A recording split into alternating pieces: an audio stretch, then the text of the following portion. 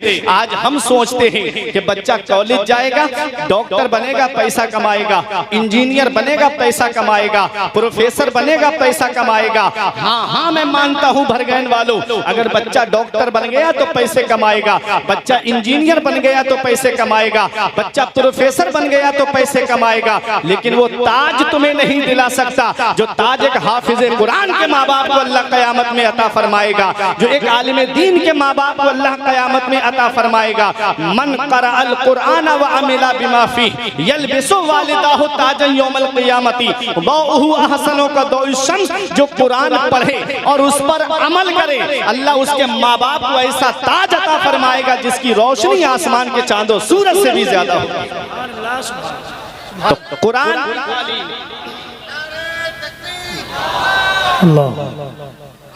कुरान की तालीम कितनी जरूरी है, कुरान कितना जरूरी है। कुरान आज हम अपने बच्चों को कुरान पढ़ने के लिए मदरसा नहीं भेजते। आओ अपने जहन को करीब करो, कुरान है क्या? कुरान को क़रा यक़रअ क़रअन व क़िराअतन से मुश्तक़ माने तो इसके माना आते हैं ऐसी किताब जिसकी बार बार तिलावत की जाए, जिसकी तिलावत कभी खत्म ना हो, जिसकी तिलावत कभी बंद ना हो। और जितना कुरान पढ़ा जाता है इतनी दुनिया में कोई किताब नहीं पढ़ी जाती है, जितना कुरान को पढ़ा जाता है इतने दुनिया में कोई और किताब नहीं पढ़ी जाती है। आओ अपने जहन को करीब करो, अगर कुरान को क़रा यक़रअ क़रअन से मुश्तक़ माने तो इसके माना आते हैं मिलाने वाली। तो कुरान का माना होगा कि कुरान वो अल्लाह की किताब है, जब बंदा कुरान की तिलावत करता है तो ये कुरान बंदे को मौला से मिला देता है, ये कुरान बंदे को परवरदिगार आलम से मिला देता है। मेरे आका ने इरशाद फरमाया, कुरान अल्लाह की वो रस्सी है कि जिसका एक सिरा तिलावत करने वाले के हाथ में है और दूसरा सिरा अल्लाह के दस्ते कुदरत में है। कुरान जब बंदा पढ़ता है तो ये कुरान बंदे को मौला से मिला देता है। बात समझ में आ रही है? कुरान की तालीम है क्या? कुरान जिस सीने में आ जाता है वो सीना आग से महफूज हो जाता है। कुरान जिस सीने में आ जाए वो सीना आग से महफूज हो जाता है। आओ अपने जहन को करीब करो, मैं कुरान की अजमत बताता हुआ चल रहा हूँ। आप मदरसे में बैठे हुए हो, यहाँ से 14 बच्चों ने कुरान पाक को हिफ्ज किया है। कुरान जिस सीने में आ जाए वो सीना आग से महफूज हो जाता है। जब हाफिज कुरान का इंतकाल हो जाए और जब वो कब्र में जाता है, अल्लाह जमीन को हुक्म देता है, ला ताकुली लहमा, इसके जिस्म को मत खाना, इसके बदन को मत खाना। जमीन कहती है, ऐ मेरे परवरदिगार, मैं कैसे उसके जिस्म को खाऊंगी जिसके सीने में तेरा कलाम मौजूद है। पता चला हाफिजे कुरान का जिस्म जो है, बाअमल हाफिजे कुरान का जिस्म जो है वो कब्र में सलामत रहता है, उसे कब्र की मिट्टी नहीं खाती है। अब सोचो, कुरान जिस सीने में आ जाए वो सीना आग से महफूज हो जाता है, वो सीना आग से महफूज हो जाता है। तो हाफिज कुरान की शान का आलम क्या होगा? बख्शिश की राह मोमिनो आसान बना लो, अपने लिए निजात का सामान बना लो। दुनिया की किताबों पे नजर बाद में रखना, बच्चों को पहले हाफिज कुरान बना लो। कुरान है क्या? हर चीज का बयान कुरान के अंदर है, हर चीज का जिक्र कुरान के अंदर है। हीरे कुरान के अंदर मौजूद है, मोती कुरान के अंदर मौजूद है, सदफ कुरान के अंदर मौजूद है, गौहर कुरान के अंदर मौजूद है। और जिस मरीज को दुनिया के डॉक्टरों ने इलाज कर दिया हो उसकी शिफा भी कुरान के अंदर मौजूद है। लेकिन इतना इल्म होना चाहिए, इतनी सलाहियत होनी चाहिए, इतनी काबिलियत होनी चाहिए कि कुरान के अंदर से वो रुमूज व असरार को तलाश कर सके। आओ मैं आपको बताऊं कुरान है क्या। हर चीज का बयान कुरान के अंदर मौजूद है, हर चीज का जिक्र कुरान के अंदर मौजूद है। पर इमाम गजाली के पास में एक गैर मुस्लिम आता है, मुसलमान नहीं, उलमा की तवज्जो, गैर मुस्लिम आता है और आकर के इमाम गजाली से कहता है, ए इमाम गजाली, तुम्हारे कुरान में एक दावा किया गया है। फरमाया कौन सा दावा? कहा वला रत्बिन वला याबिसिन इल्ला फी किताबिन मुबीन, कि कोई खुश्क व तर चीज ऐसी नहीं जिसका जिक्र कुरान के अंदर मौजूद ना हो। मतलब हर हर चीज का बयान कुरान में है। तो आप मुझे एक सवाल का जवाब दीजिए। आपने फरमाया कर, उसने कहा कि मुझे ये बताइएगा, कुरान में सितारों की चाल का जिक्र है। सितारे जो आसमान में चलते हैं वो दो तरह से चलते हैं, एक मुस्बत अंदाज में चलते हैं, दूसरे मनफी अंदाज में चलते हैं। एक सीधी चाल चलते हैं, दूसरे उल्टी चाल चलते हैं। तो मुझे ये बताइएगा, जब मैंने तुम्हारा कुरान पढ़ा तो मुझे उसमें सीधी चाल का जिक्र मिल गया, लेकिन मुझे उल्टी चाल का जिक्र नहीं मिला। इमाम गजाली हैरत से देखने लगे, ये गैर मुस्लिम है और कुरान पढ़ता है, ये गैर मुस्लिम है और कुरान की तिलावत करता है। आज हम कुरान पढ़ते हैं तो किसी का इंतकाल हो गया तो तीजे में जाके रस्मन कुरान शरीफ की तिलावत कर दी, या किसी के घर कुरान खानी हुई तब कुरान की तिलावत कर दी।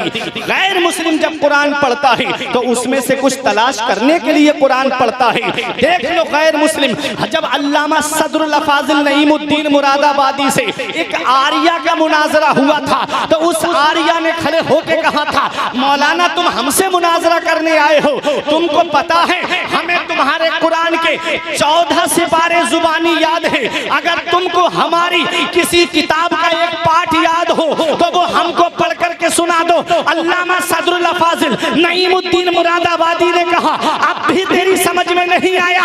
अरे यही तो मेरे कुरान की शान है, जो अपने तो अपने रहे, गैरों के दिलों में भी जगह बना लेता है। तेरे कौल के मुताबिक तेरी किताब को आए हुए लाखों बरस हो गए, लेकिन आज वो हिंदी में है, संस्कृत में है, हिंदुस्तान के बाहर ना जा सकी। और मेरे कुरान की शान देख, कुरान मक्के में नाजिल हुआ है, कुरान मदीने में नाजिल हुआ है, हिंदुस्तान की सरजमीन पे कुरान है, अमेरिका की सरजमीन पे कुरान है, चाइना की सरजमीन पे कुरान है, हिंदुस्तान के कोने कोने में कुरान है। ये मेरे कुरान की शान है। कुरान पूरी दुनिया में पहुंच गया और हिंदुस्तान का हाल ये है, आप हिंदुस्तान के एक सूबे से अगर आप यूपी से निकल के बिहार में जाएंगे तो बिहार की बोली आपकी समझ में नहीं आएगी। बिहार से और आगे बढ़ेंगे बंगाल में, आपको बंगाल की बोली समझ में नहीं आएगी। आप गुजरात पहुंचेंगे, गुजरात की गुजराती आपकी समझ में नहीं आएगी, केरला की कन्नड़ आपकी समझ में नहीं आएगी, महाराष्ट्र की मराठी आपकी समझ में नहीं आएगी। ये एक जुबान है, यूपी की जुबान बिहार ना जा सकी, बिहार की जुबान बंगला ना जा सकी, बंगला की जुबान गुजरात ना जा सकी, गुजरात की गुजराती महाराष्ट्र ना जा सकी, मगर वह मेरे कुरान तेरी अजमत का कोई जवाब नहीं है, तेरी शान का कोई जवाब नहीं है, तेरी बुलंदी का कोई जवाब नहीं है, तेरी अजमत का कोई जवाब नहीं है, तेरे मकाम सुरैया का कोई जवाब नहीं है। कुरान नाजिल हुआ मक्के में, कुरान नाजिल हुआ मदीने में, कुरान नाजिल हुआ जंगे बदर में, कुरान नाजिल हुआ जंगे उहुद में, कुरान नाजिल हुआ गज़वा तबूक में और पहुंच गया पूरी दुनिया में। हमने कहा एक कुरान जबकि चलता वो है जिसके पास में पैर हो। एक कुरान जरा ये तो बता, तू पूरी दुनिया में कैसे पहुंच गया?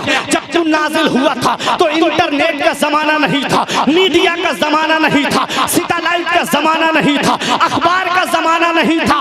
एक कुरान फिर तू पूरी दुनिया में कैसे पहुंच गया? तो कुरान जवाब देता है, अगर इंटरनेट के जरिए फैला होता तो अमेरिका के ईसाई ने मेरा पीछा किया होता, अगर .com के जरिए फैला होता तो रूस के मजूसी ने ताक़ुब किया होता, अगर अखबार के जरिए फैला होता तो भारत के पत्रकार ने कुछ का कुछ लिख दिया होता।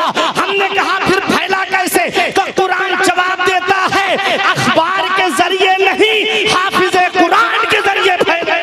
नारे तकबीर, नारे तकबीर, नारे रिसालत, शहीद आज़म कॉन्फ्रेंस, उलमाए अहले सुन्नत, नारे तकबीर, नारे रिसालत, जिंदाबाद। दीजिए, स्टेज बहुत है आप लोगों से।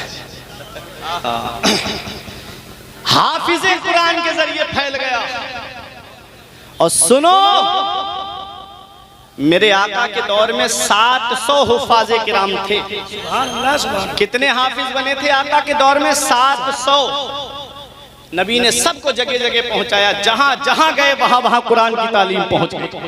सुभान अल्लाह, सुभान अल्लाह। और जंगे यमामा में कितने हाफिजों को चुन चुन करके शहीद किया गया, चुन चुन करके, ताकि कुरान मिट जाए, अल्लाह, कुरान मिट जाए। उन्हें क्या पता फानूस बन के जिसकी हिफाजत हवा करे, और शम्मा क्या बुझे जिसे रोशन खुदा करे। नूरे हक इस्लाम है उसको बुझा सकता है कौन, जिसका हामी हो खुदा उसको मिटा सकता है कौन। और कुरान का एक लफ्ज तो बहुत दूर की बात, एक नुक्ता भी कोई नहीं बदल सकता। सारी दुनिया में जितने कुराने पाक हैं सबको अदब के साथ बुलंद जगह पे आप रख दो और कमरे को लॉक कर दो, और फिर उसके बाद कहो कि जैसा कुरान हमारे नबी पे नाजिल हुआ है कोई है वैसा पढ़ के सुना दे, तो मैं दूर आपको बरेली शरीफ नहीं ले जाऊंगा। आपके भरगैन में कितने हाफिज ऐसे मिल जाएंगे जो आपको कुरान पाक खड़े होकर एक बैठक में आपको सुना देंगे, क्योंकि कुरान सीनों में महफूज है। हाफिजून का तसव्वुर बता रहा है कि कुरान की जो हिफाजत हुई है वो हाफिजों के जरिए हुई है। तो आज अपनी किस्मत पे नाज करो, 14 या 13 हाफिजे कुरान आज इस मदरसे से फारिग होकर के कुरान को अपने सीने में महफूज करके जहां जहां जाएंगे, और कोई पूछेगा अच्छा कुरान सुनाएंगे तो पूछेंगे लोग कि आप कहां से पढ़ के आए हैं, तो फख्र से कहेंगे कि हम भरगैन की सरजमीन से कुरान को हिफ्ज करके आए हैं। तो आपका सर भी फख्र से ऊंचा हो। कुरान, इमाम गजाली ने कहा तूने कुरान पढ़ा? उसने कहा कहा कौन सी आयत में तूने सितारों की चाल का जिक्र पढ़ा? अब उलमा की तवज्जो, एक इल्मी बात करने जा रहा हूं, समझ गए तो ईमान ताजा हो जाएगा। कुरान है क्या? कुरान को तुम समझ नहीं पाए, तुम तो भाग गए ना कॉलेज की तरफ, तुम चले गए यूनिवर्सिटी की तरफ, तुम चले गए स्कूलों की तरफ। मैं कोई इनकार नहीं कर रहा हूं, कोई मैं इनका मुनकिर नहीं हूं कॉलेज और यूनिवर्सिटी का। तालीम जरूरी है, दुनियावी तालीम, लेकिन मुझे डर लगता है कि अगर आपने मदरसे में तालीम हासिल नहीं की तो कहीं ऐसा ना हो कि ईमान चला जाए। तस्लीमा नसरीन स्कूल की पढ़ी हुई है, कॉलेज की, मदरसा नहीं गई। देखो उसने लज्जा नाम की किताब इस्लाम के खिलाफ लिख दी। सलमान रुश्दी मदरसा नहीं गया, यूनिवर्सिटी कॉलेज की देन है, इस्लाम के खिलाफ बोलने लगा। ये कॉलेज और यूनिवर्सिटी का प्रोडक्ट है, और मैं मदरसे का प्रोडक्ट आपको बता दूं, हजरत अबू बकर सिद्दीक को देख लो। मदरसे का प्रोडक्ट देखना है तो उमर फारूक आजम को देख लो, उस्मान गनी को देख लो, अरे मौला अली को देख लो, इमाम हसन और इमाम हुसैन को देख लो, अरे बगदाद के गौसे आजम को देख लो, अजमेर के गरीब नवाज को देख लो, कलियर के चांद को देख लो, बरेली के इमाम अहमद रजा खान को देख लो। ये मदरसे का प्रोडक्ट है। मदरसा पैदा होने से लेकर के तुम्हारे मरने तक की जरूरत है। जब बच्चा पैदा होता है तो कोई कॉलेज का आकर के कान में अजान नहीं देता, इसी मदरसे का प्रोडक्ट जाता है कान में अजान देने के लिए। और कल जब फैसल भाई की शादी होगी, इनका निकाह होगा, हो गया निकाह होगा तो निकाह पढ़ाने के लिए कोई प्रोफेसर साहब नहीं आएंगे, इसी मदरसे का प्रोडक्ट आएगा। और जब इंतकाल हो जाएगा ना तो नमाज जनाजा पढ़ाने के लिए भी मदरसे का ही प्रोडक्ट आता है। तो पैदा होने से लेकर के मरने तक की जरूरत है ये मदरसा तुम्हारी, पैदा होने से लेकर मरने तक की। और इतना याद रखना, पूरी जिंदगी आलिम के पीछे रहते हो, फजर में आलिम के पीछे, जोहर में आलिम के पीछे, असर में आलिम के पीछे, मगरिब इशा में आलिम के पीछे। एक वक्त आता है कि आलिम के आगे होते हो जब रूह बदन से निकल जाती है। पता चला जब तक जिंदा हो और जिंदा रहना चाहते हो तो आलिमों के पीछे चलो, इनसे आगे बढ़े तो समझ लो मौत है। आलिमों के पीछे ही तुम्हारी जिंदगी है। खुद मुफ्ती मत बन जाना।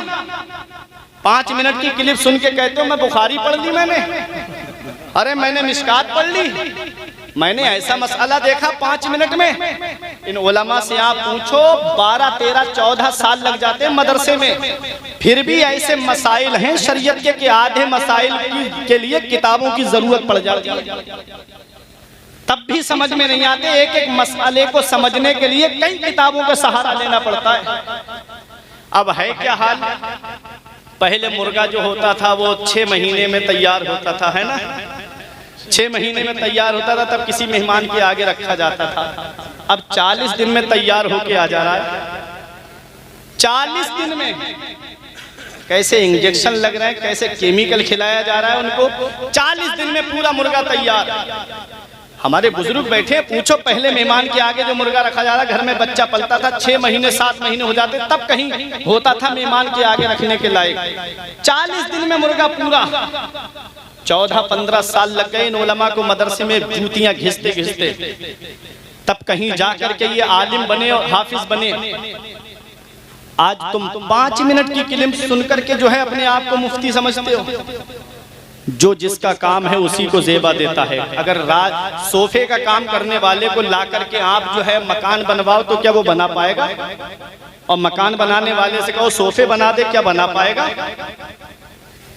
जो आलिमों का काम है मसाइल बयान करना, इन उलमा का काम है। आपका काम है सुनकर के उस पर अमल करना। कुरान है क्या उसे समझो, हर चीज कुरान में है। इमाम गजाली ने पूछा गैर मुस्लिम से, तूने कुरान की जो सितारों की चाल का जिक्र कुरान में पढ़ा है वो कौन सी आयत में पढ़ा है? तो वो कहता है सूरह यासीन शरीफ की आयत करीमा, कुल्लुन फी फलकिन यस्बहून, हर चीज आसमान में तैर रही है, चल रही है। मैंने उसमें पढ़ा है आयत करीमा क्या है? कुल्लुन फी फलकिन यस्बहून, हर चीज आसमान में तैर रही है। इमाम गजाली मुस्कुरा के फरमाते हैं तूने इससे सितारों की चाल का जिक्र पढ़ा है? उसने कहा हाँ हुजूर। फरमाया थोड़ा और गौर कर लेता तो तुझे उल्टी चाल का भी जिक्र मिल जाता। वो कहता है मुझे बताइए है कैसे? अब इन उलमा की तवज्जो, कौन सी आयत है? कुल्लुन फी फलकिन यस्बहून। शायर इस्लाम गुलाम नूर मुजस्सम साहिब किबला तशरीफ फरमा है, ये बेहतरीन आलिम भी है अल्हम्दुलिल्लाह। सबकी तवज्जो चाहता हूँ, देखिएगा कुरान की कौन सी आयत करीमा? कुल्लुन फी फलक, हर चीज आसमान में तैर रही है। उलमा की तवज्जो, हर चीज आसमान में तैर रही है। कुल्लुन फी फलक, कुल्लुन में पहला हर्फ काफ है, दूसरा हर्फ लाम है, मिला के हुआ कुल। अब फलक का पहला हर्फ फा है, दूसरा हर्फ लाम है, तीसरा हर्फ काफ है, मिला के हुआ फलक। और फी में पहला हर्फ फा है, दूसरा हर्फ या है, मिला के होता है फी। कुल्लुन फी फलक। अब तवज्जो मेरी तरफ देना, एक इल्मी बात करने जा रहा हूँ। उस गैर मुस्लिम ने कहा सितारों की सीधी चाल का जिक्र मुझे मिला है, कुल्लुन फी फलकिन यस्बहून आयत करीमा से उल्टी चाल का जिक्र नहीं मिला है। और कुरान का दावा है हर चीज कुरान के अंदर मौजूद है। आप इस दावे को सच्चा करके दिखाइएगा। इमाम गजाली फरमाते हैं थोड़ा और गौर कर लेता तो तुझे उल्टी चाल का भी जिक्र मिल जाता। फरमाया वो कहता है, जब आपने ये फरमाया कहता है मुझे समझाइए तो सही। आपने कहा कुल्लुन फी फलक, इस आयत पर गौर कर। कुल्लुन में पहला हर्फ काफ, दूसरा हर्फ लाम, फी में पहला हर्फ फा, दूसरा हर्फ या, मिला के हुआ फी। अब फलक में पहला हर्फ फा, दूसरा हर्फ लाम, तीसरा हर्फ काफ, मिला के हुआ फलक। अब कुल्लुन फी फलक को उल्टा करके देखिएगा। अब फलक में आखिरी हर्फ काफ है और बीच वाला हर्फ लाम है, मिला के हुआ कुल। अब फलक का बचा फा और फी का बचा या। अब फिलम मिला के फा और या को मिलाइएगा, हो गया फलक, हो गया कुल्लुन फी। अब फी का बचा फा और इधर लफ्ज़े कुल है और कुल का पहला हर्फ काफ है, दूसरा हर्फ लाम है, मतलब आखिरी हर्फ लाम है। इधर फी का पहला हर्फ फा है। अब फी का पहला हर्फ फा लीजिए और कुल्लुन का आखिरी हर्फ लाम लीजिए और पहला हर्फ काफ लीजिए, मिला के होता है फलक। सीधी तरफ से पढ़ोगे तब भी कुल्लुन फी फलक है और उल्टी तरफ से पढ़ोगे तब भी कुल्लुन फी फलक है। इमाम गजाली फरमाते हैं सीधी तरफ से पढ़ोगे तो सितारों की सीधी चाल का जिक्र मौजूद है और उल्टी तरफ से पढ़ोगे तो सितारों की उल्टी चाल का जिक्र मौजूद है। हर चीज कुरान में है। नारे तकबीर, नारे रिसालत, उलमाए अहले सुन्नत।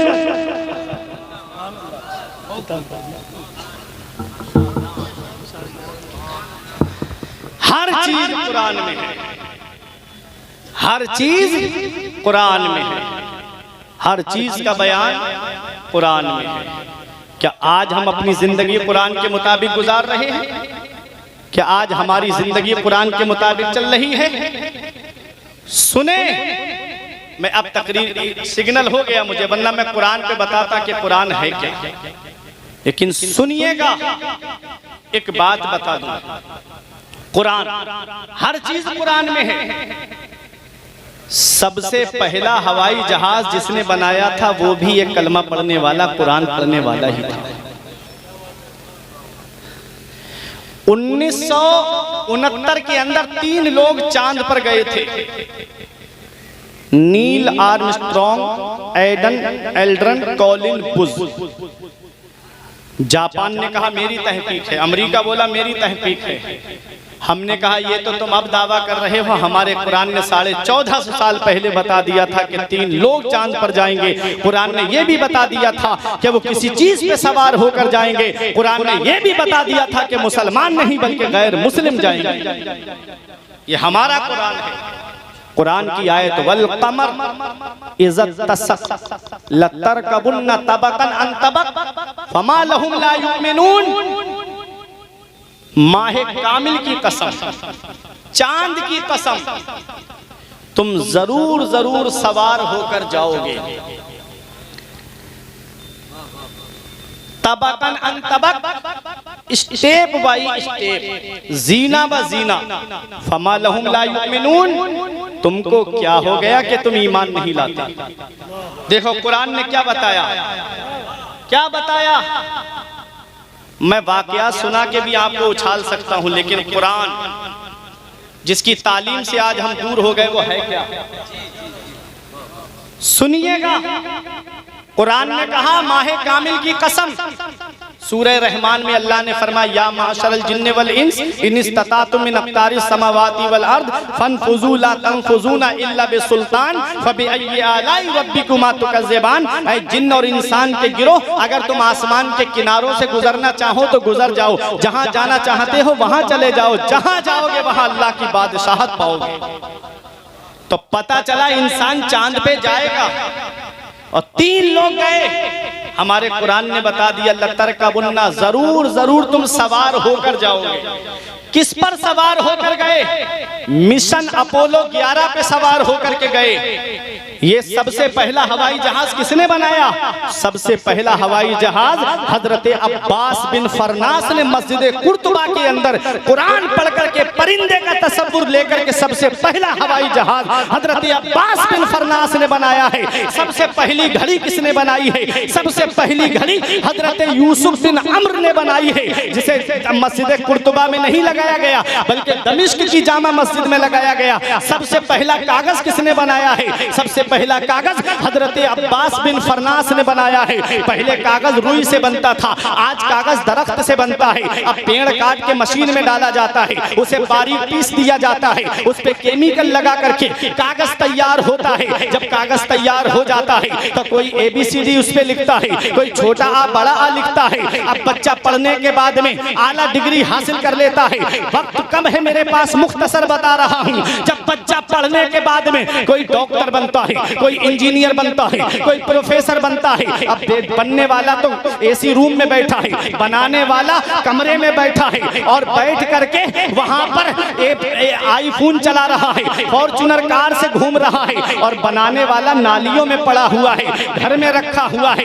वो कागज जिसने डॉक्टर बनाया, उस कागज को क्या हुआ, बाप ने भंगार वाले के हाथ बेच दिया, भंगार वाले ने दुकानदार के हाथ बेच दिया, दुकानदार ने अपने साइज में काट करके, किसी ने जलेबी रखकर बेची, किसी ने समोसा रखकर बेचा, किसी ने ब्रेड पकोड़ा रख करके बेचा। अब वो कागज नाली में पड़ा है, आदमी जेब में नहीं रखता है, खा करके जमीन पे कागज फेंक देता है।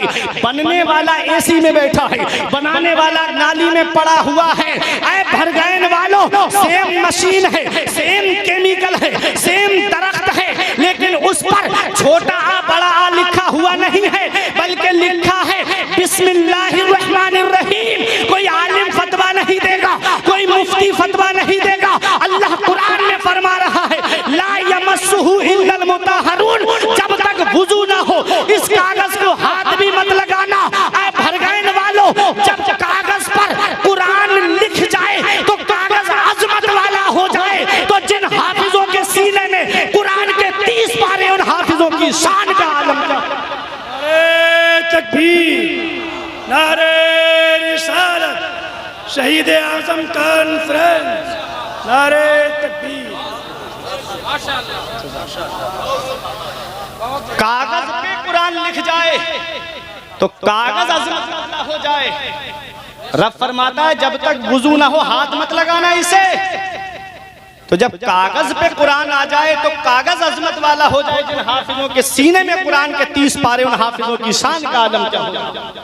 इसीलिए कहता हूं बख्शिश की राह मोमिनो आसान बना लो, अपने लिए निजात का सामान बना लो।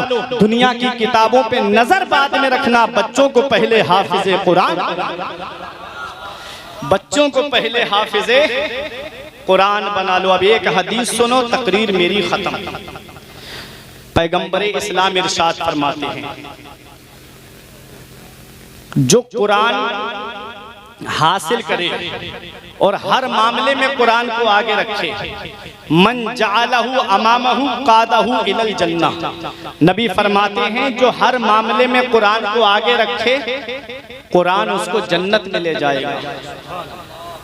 और जिसने कुरान वमन जालहू खल्फा ज़हरिही, और जिसने कुरान को पीठ के पीछे रखा, साक़हू इलन नार, तो कुरान उसको जहन्नम में ले जाएगा। नबी ने फरमाया कुरान शफाअत भी करेगा। किसकी शफाअत करेगा? जो कुरान की तिलावत करते हैं, जो कुरान से मोहब्बत करते हैं, जो हाफिजे कुरान से मोहब्बत करते हैं, जो उलमाए दीन से मोहब्बत करते हैं, कुरान शफाअत करेगा। तो कुरान को जो आगे रखेगा हर मामले में, हम खेती कर रहे हैं तो हम कुरान को आगे रखें कि हमको खेती किस तरीके से करनी है। किसी की मेड़े नहीं छांटना है, किसी के पेड़ों को नहीं तोड़ना है, किसी की ईख का बगैर इजाजत गन्ना नहीं खाना है। कुरान को आगे रखें हर मामले में। कुरान क्या पैगाम देता है, और जब शादी का मौका आए तब भी कुरान को आगे रखें। कुरान हमें क्या पैगाम देता है? कुरान पैगाम देता है व आशिरुहुन्ना बिल मारूफ, अपने घर वालों के साथ मोहब्बत से पेश आओ, अपनी बीवियों के साथ मोहब्बत से पेश आओ, अपने बच्चों के साथ मोहब्बत से पेश आओ, अपने माँ बाप के साथ मोहब्बत से पेश आओ। ये कुरान हमें पैगाम दे रहा है। आज जब हमारे घर में इंतकाल हो जाता है तब हम अपने आलिम के पास आके कहते हैं हजरत छुआरे लेकर आया हूँ 41, इस पर कौन सी सूरत पढ़ी जाएगी आप पढ़ दो। बेरी की लकड़ी लेकर आएगा, हजरत इस पे कौन सी सूरत पढ़ी जाएगी आप पढ़ दो। जब मौत का वक्त आता है तब हमें मौलवी याद आते हैं, और जब शादी का मौका आता है तब हम अपने आलिमों को क्यों भूल जाते हैं? तब हम अपने आलिमों के पास क्यों नहीं आते कि हजरत वो तरीका बताओ निकाह का जो पैगंबर इस्लाम की सुन्नत के मुताबिक हो, वो तरीका बताओ निकाह का जो रसूलुल्लाह सल्लल्लाहु अलैहि वसल्लम की सुन्नत के मुताबिक हो। निकाह है क्या? नबी इरशाद फरमाते अन निकाहु मिन सुन्नती फमन रगीबा अन सुन्नती फलैसा मिन्नी। नबी ने फरमाया निकाह मेरी सुन्नत है, और जिसने मेरी सुन्नत से एराज किया वो मुझसे नहीं है। नबी की सुन्नत है निकाह। और अब जरा तवज्जो देना, नबी की सुन्नत को अदा करते वक्त, नबी करीम सल्लल्लाहु अलैहि वसल्लम की सुन्नत को जब हम अदा करने जा रहे हैं तो शादी के कार्ड पे लिखवाते हैं शादी मुबारक। मुबारक का माना जानते हो आप? बारका युबारिको, बरकत से बना मुबारक, जिसके माना आते हैं ऐसी शादी जिसमें अल्लाह की बरकतें नाजिल हों, ऐसी शादी जिसमें अल्लाह की रहमतें नाजिल हों। भरगैन वालों दिल पे हाथ रख के बताना, जिस शादी में डांस पार्टी नाचे क्या उस शादी में अल्लाह की बरकतें नाजिल होंगी? जिस शादी में बैंड बजे क्या उस शादी में अल्लाह की बरकतें नाजिल होंगी? जिस शादी में एक हफ्ता पहले औरतें ढोल पर गीत गाना शुरू कर दें क्या उस शादी में बरकत होगी? जिस शादी में हल्दी की रस्म के नाम पे बेपर्दगी का बाजार गर्म किया जाए क्या उस शादी में बरकत होगी? जिस शादी में मेहंदी की रस्म के नाम पे बेपर्दा औरतों का हुजूम लगे क्या उस शादी में बरकत होगी? नबी की सुन्नत अदा करने जा रहे हैं हम, आज नबी की सुन्नतों से हम दूर हो गए। पैगंबर इस्लाम की सुन्नत है कि निकाह मस्जिद में होना चाहिए। अब दूल्हा खुद नमाज नहीं पढ़ता है तो वो मस्जिद में क्यों जाएगा? होना तो ये चाहिए था कि दूल्हा मस्जिद में जाता, जोहर की नमाज पढ़ने या असर की नमाज, जिस वक्त बारात पहुंचती पहले नमाज अदा करता, वहीं मस्जिद में बैठ जाता, वहीं काजी साहब और 2 गवाह वहीं पर इज़्न लेकर के आते और मस्जिद में निकाह होना चाहिए था। मस्जिद में निकाह होने के 2 फायदे हैं भरगैन वालों। एक फायदा तो यह है कि मस्जिद खुदा का घर है और अल्लाह के घर में अल्लाह की रहमतें नाजिल होती है। जो निकाह मस्जिद में होता है उस निकाह में अल्लाह की रहमतें नाजिल हुआ करती है। और दूसरा फायदा यह है कि मस्जिद के अंदर कोई नापाक दाखिल नहीं होता है। मस्जिद में जो भी दाखिल होता है वो पाक दाखिल होता है। अरे जो निकाह मस्जिद में होगा उस निकाह में कोई नापाक शामिल नहीं होगा, जो भी शामिल होगा वो पाक शामिल होगा। और नापाक के ताल्लुक से नबी फरमाते हैं जिस घर में जानदार की फोटो लगी हो, जिस घर में कुत्ता हो और जिस घर में जुनबी नापाक हो उस घर में अल्लाह की रहमत के फरिश्ते नहीं आते हैं। इसलिए आज घर में कमाने वाले 5-6 लोग हैं लेकिन घर में बरकतें नहीं होती, घरों के अंदर से बरकतें उठ गई हैं। हमने कहा घरों का माहौल पहले दुरुस्त कर लो, खाना दस्तरख्वान लगा करके खाओ, एक एक करके खाना मत खाना, सब जमा हो करके दस्तरख्वान लगा करके खाना खाना। और दूसरी वजह यह है कि घरों के अंदर जुनबी यानी नापाक लोग रहते हैं जिसकी वजह से अल्लाह ताला बरकतें उठा देता है। अगर तुम चाहते हो कि तुम्हारे घरों का बरकतें तवाफ करें तो अपने घरों का माहौल दुरुस्त कर लो और नबी की शरीयत का माहौल घरों में कायम कर दो। जब शरीयत का माहौल कायम हो जाएगा तो तुम भी यही कहोगे कि तरीके मुस्तफा को छोड़ना है वजह बर्बादी।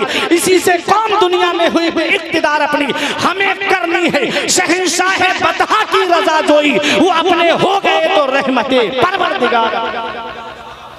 तो नबी की सुन्नत अदा कर रहे हैं हम। निकाह फैसल भाई की शादी है ना, सुन्नत अदा करने जा रहे हैं आप। अब देखिएगा नबी ने क्या इरशाद फरमाया, तुन कहल मरअतु ले अरबईन ले मालिहा वले हसबिहा वले जमालिहा वले दीनिहा। नबी ने फरमाया निकाह जब इंसान करता है तो उसकी 4 वजह होती है। या तो लड़की का माल देख के निकाह करता है, या लड़की का खानदान देख के निकाह करता है, या लड़की की दौलत देख के निकाह करता है, या उसका हुस्न जमाल देख के निकाह करता है, या लड़की की दीनदारी को देख के निकाह करता है। नबी ने क्या पैगाम दिया? नबी फरमाते ऐ मेरे उम्मती जब तू निकाह करे तो लड़की का हुस्न मत देखना, उसकी दौलत को मत देखना, उसके खानदान को मत देखना, बल्कि दीनदारी को देखना, परहेजगारी को देखना। क्योंकि दीनदार लड़की जब तुम्हारे घर में आएगी तो 3 नस्लों तक पहुंच जाएगा। और सुनो, दौलत जमीन के ऊपर काम आती है, माल जमीन के ऊपर काम आता है, खानदान जमीन के ऊपर काम आता है। हुस्न जमाल आज का क्या है? ब्यूटी पार्लर जाने से पहले देख लो और ब्यूटी पार्लर से आने के बाद में देख लो। आजकल का हुस्न तो मसनूई हुस्न है। नबी ने फरमाया तुम परहेजगारी को देख करके निकाह करना, दीनदार लड़की से निकाह करना। जब दीनदार लड़की तुम्हारे घर में आएगी तो जमीन के ऊपर भी दीनदारी काम आएगी, जमीन के नीचे भी दीनदारी काम आएगी। आ गई बात समझ में? पैगंबर इस्लाम ने क्या फरमाया? दीनदार लड़की को इख्तियार कर। पैगंबर इस्लाम ने फरमाया परहेजगार लड़की को इख्तियार कर। पैगंबर इस्लाम का ये फरमान है। आज माइंड बहुत डिस्टर्ब है क्योंकि किल्लत वक्त की तलवार हमारी गर्दन पे लटक रही है। बातें बहुत सारी आपसे करना थी निकाह के ताल्लुक से और कुरान के ताल्लुक से भी, दस्तारबंदी के ताल्लुक से भी, लेकिन वक्त इजाजत नहीं देता। अभी 2 शायर भी यहाँ मौजूद हैं। ये बातें मैंने आपके सामने बयान की। निकाह नबी की सुन्नत है। शादी करो तो ऐसी करो सादगी के साथ जैसे अली का अक्द हुआ फातिमा के साथ। जरदार देख कर ना जमींदार देख कर, रिश्ता करो नबी का वफादार देख कर। एक पैगाम मैं अपने तलबा को भी दे दूं, फिर मैं अपनी जगह बैठ जाऊं। कुरान हिफ्ज किया है तुमने, हमेशा अपने उस्ताद का अदब करते रहना। उस्ताद का अगर अदब नहीं किया तो मैंने बड़े काबिल लोगों को भी बर्बाद होते हुए देखा है। जो उस्ताद के गुस्ताख हो जाते हैं, मैंने उनकी काबिलियत को मिट्टी में मिलते हुए भी देखा है।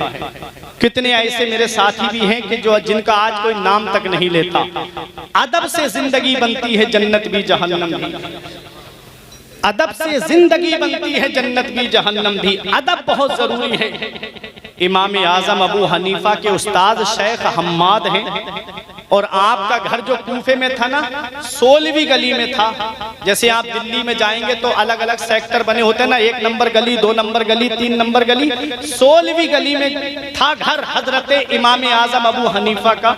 और इमाम आजम अबू हनीफा के शागिर्द हैं हजरत इमाम जुफर, जो दरस निजामी से ताल्लुक रखते हैं, वो पढ़ते हैं। नूरुल ईज़ा है, हिदाया, उसमें आता है काला ले जुफर। इमाम जुफर ने कहा, इमाम जुफर ने कहा, ये इमाम आजम अबू हनीफा के शागिर्द हैं। इनका घर 16वीं गली में था इमाम आजम अबू हनीफा से। लेकिन बताया जाता है, किताबों में लिखा है कि इमाम जुफर ने कभी भी अपने उस्ताद के घर की तरफ भी पैर नहीं फैलाए थे, इतना अदब था। और इमाम आजम अबू हनीफा अपने उस्ताद शेख हम्माद के घर का सामान ला के दिया करते थे। उनका इंतकाल हो गया तो उनके घर की सौदा खरीद के उनके घर पहुंचाते थे। एक दिन शेख हम्माद की बीबी ने कहा था, इमाम आजम अब तो तुम इमाम आजम बन गए हो, फिर भी हमारे घर का सामान लाते हो। तो इमाम आजम ने एक जवाब दिया था जो हर एक के लिए दिल की तख्ती पे लिखने के लायक है। मैं अपनी जुबान में कहता हूँ, इमाम आजम कहते हैं, अरे मैं इमाम आजम हूँ तो क्या हुआ, पहले मैं इस दर का गुलाम बना हूँ, तभी तो दुनिया का इमाम बना हूँ। कितना जरूरी है उस्ताद का अदब। और आज दीनी तालीम हासिल करने के बाद ये मत सोचना कि कहीं मस्जिद मिल जाए या मदरसा मिल जाए। ये मेरा पैगाम है, ये जरूर पहुंचा के जाऊंगा, चाहे 5 मिनट आगे क्यों ना बढ़ जाएं। इमाम सुनिएगा, जरूरी है तालिब इल्म के लिए एक पैगाम मेरा कि जब हाफिज बन जाओ, आलिम बन जाओ, तो तुम्हारे लिए कॉलेज के रास्ते खुले हैं, यूनिवर्सिटी के रास्ते खुले हैं। आओ, डॉक्टरेट की तरफ आओ, इंजीनियरिंग की तरफ आओ, और आला तालीम हासिल करके IAS का एग्जाम पास करो। दुनियावी तालीम में जब आओगे तो कौम को जरूरत है कि ऐसा डॉक्टर मिल जाए जो आलिम भी हो और हाफिज भी हो, तो वो किसी की किडनियां नहीं बेचेगा बल्कि कौम की गरीबों की मदद करता हुआ नजर आएगा। इसलिए दुनियावी तालीम भी जरूरी है और दीनी तालीम भी जरूरी है। इक़रा बिस्मि रब्बिकल लज़ी खलक़, ए महबूब पढ़िए अपने रब के नाम से, अपने रब के नाम से पढ़िए जिसने आपको पैदा किया है। तो सबसे पहली वही नबी पे जो नाजिल हुई थी वो तालीम के ताल्लुक से थी, पढ़ाई के ताल्लुक से थी। इसलिए अपने बच्चों को पढ़ाओ, दीनी तालीम सिखाओ। मदरसे के दरवाजे खुले हैं, पहले आलिम बनाओ, हाफिज बनाओ, फिर उसके बाद चाहे डॉक्टर बनाओ, इंजीनियर बनाओ। बख्शिश की राह मोमिनो आसान बना लो, अपने लिए निजात का सामान बना लो। दुनिया की किताबों पे नजर बाद में रखना, बच्चों को पहले हाफिज़े कुरान बना लो। परवरदिगार आलम की बारगाह में दुआ है कि मेरे कुछ अर्ज करने में गलती हुई हो तो मौला मुझे माफ फरमाए। अस्तगफिरुल्लाह रब्बी मिन कुल्लि ज़ंबि व अतूबु इलैहि। कलमा तैयब पढ़ने ला इलाहा इल्लल्लाहु मुहम्मदुर रसूलुल्लाह सल्लल्लाहु अलैहि वसल्लम। ये जिंदगी सवारिए दिलशाद कीजिए, लम्हात जिंदगी के ना बर्बाद कीजिए। जब मकसद हयात इबादत खुदा की है, पढ़िए नमाज, मस्जिदें आबाद कीजिए। सभी के सामने एक दिन जरूर आता है, ये हुस्न फानी है लेकिन गुरूर आता है। किसी क्रीम से पाउडर से कुछ नहीं होता, नमाज पढ़ने से चेहरे पे नूर आता है।